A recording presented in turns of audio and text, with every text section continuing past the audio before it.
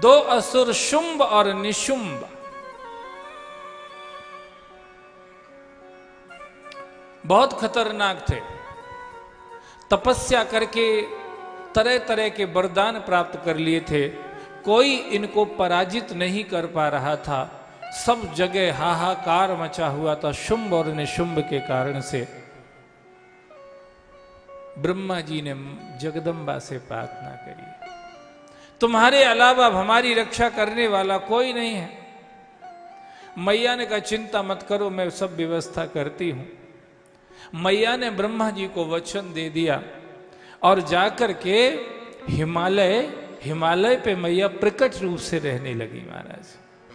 अब इतना सुंदर स्वरूप उनका, इतनी सुंदर बन के रह रही थी मैया। भक्तों को तो वो मैया मैया ही दिखती थी, पर असुर लोगों की दृष्टि में दोष आ जाता था उनको देख करके। एक बार शुंभ निशुंभ का एक दूत था, धूम्रलोचन महाराज। वो घूमता फिरता उधर ही चला गया जहां मैया का निवास था, उधर ही चला गया धूम्रलोचन। और उसने जैसे ही मैया के स्वरूप को देखा तो उसको ये लगा कि उसको पता है कि अपना तो कोई नंबर लगने के चांसेस है ही नहीं तो वो अपनी दुचाई करेगा अपना वो मालिक शुंभ निशुंभ। चलो उनको ही न्यूज दे देते हैं।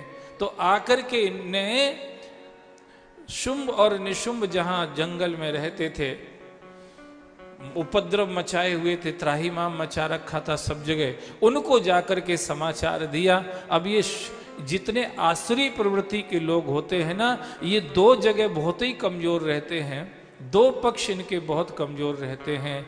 एक कामनी का पक्ष, कामनी के प्रति ये कमजोर रहते हैं, और एक कंचन माने दौलत, धन, संपत्ति, इसके प्रति कमजोर रहते हैं। कोई सुंदर स्त्री दिख जाए तो ये अपने आप को संभाल नहीं पाते हैं। किसी का धन मिल जाए तो उसको भी हड़पने में ये पीछे नहीं हटते हैं महाराज। कंचन और कामनी,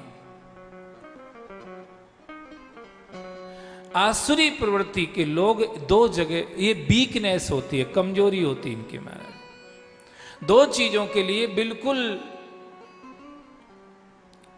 लालायित बने रहते हैं। जैसे ही, अब वो तो विश्व सुंदरी है महाराज, उनसे ज्यादा सुंदर होगा ही कौन। जिन जिनको सुंदरता मिली है वो सब वहीं से मिली है। सुंदरता कहूं सुंदर करई, छबिग्रह दीप सिखा जनु बरई। ऐसी सुंदर मैया। जैसे ही इन्हें जाकर के शुंभ और निशुंभ को कहा, और शुंभ निशुंभ ने कहा कि जाओ कह दो बहुत श्रेष्ठ पुरुष से तुम्हारी शादी करवा देंगे। अभी तो तुमको कोई जानता मिलता पूछता परखता भी नहीं होगा, और मेरे साथ शादी हो जाई तो एकदम तुम्हारा पद बढ़ जाएगा महाराज। पर फिर भी डॉक्टर के साथ साथ फेरे होते ही वो डॉक्टरनी हो जाती है, मास्टर के साथ साथ फेरे होते ही वो मास्टरनी हो जाती है।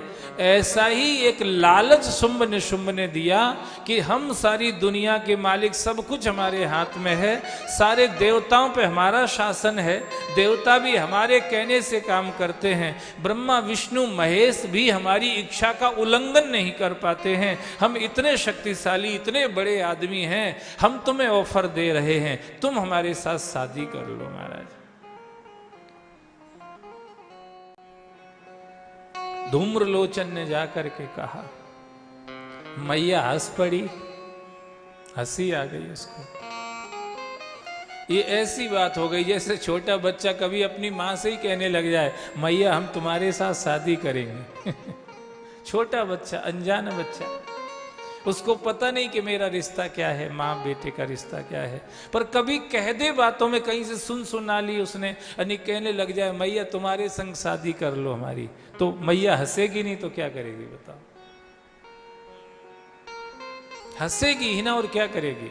गुस्सा तो कर नहीं सकती, बच्चा है, जानता नहीं है, अनजान है, नादानी में बोल रहा है। ऐसे ही जैसे ही शुंभ निशुंभ का ऑफर गया मैया हंस पड़ी।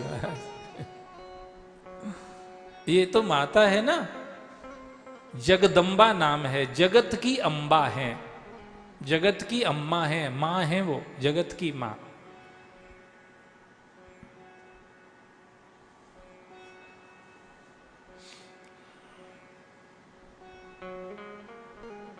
जगत की मां है महाराज।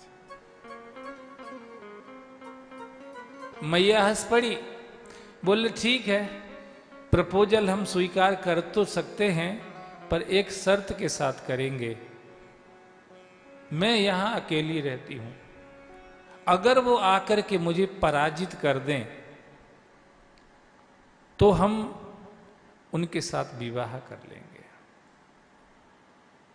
अब वो जाकर के शुंभ ने शुंभ को कहा, शुंभ ने शुंभ ने कहा लो, ये स्त्री को हराने में क्या ज्यादा दिक्कत आएगी, स्त्री तो शरीर से कोई ज्यादा मजबूत तो रहती नहीं, कमजोर ही रहती है, स्त्री को हराने में क्या दिक्कत आएगी महाराज।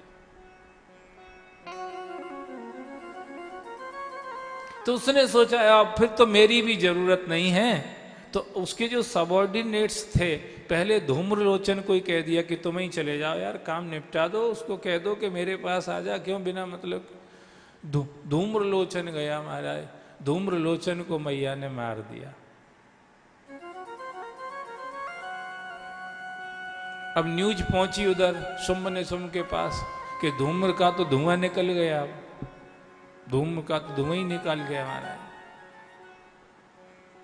अब क्या करें, तो फिर शुंभ ने चंड मुंड को भेजा महाराज, चंड और मुंड को भेजा। चंड और मुंड जाकर के वहां पहुंचे, उन्होंने भी मैया को तरह तरह से डराने धमकाने का प्रयास किया। जिनकी कृपा से जीव निर्भय हो जाता है वो किससे डरने वाली थी। इन्होंने भी डराने धमकाने का प्रयास किया, तरह तरह से उपाय किए, पर मैया के ऊपर चंड मुंड की कोई चाल नहीं चली। अंत में भयानक रूप से युद्ध होने लगा, पर मैया ने अपनी शक्ति से, इन्होंने तो तरह तरह के हथियार का प्रयोग किया था, पर मैया ने कोई हथियार नहीं उठाया, खाली हुंकार की हुम बोला, और हुम बोलते ही चंड मुंड समाप्त हो गए। चंड मुंड समाप्त। इसलिए चंड मुंड को मारने के कारण से मैया का नाम हुआ चामुंडा। क्या नाम हुआ? चंड मुंड को मारा तो क्या हो गई? चामुंडा, चामुंडा नाम हो गया।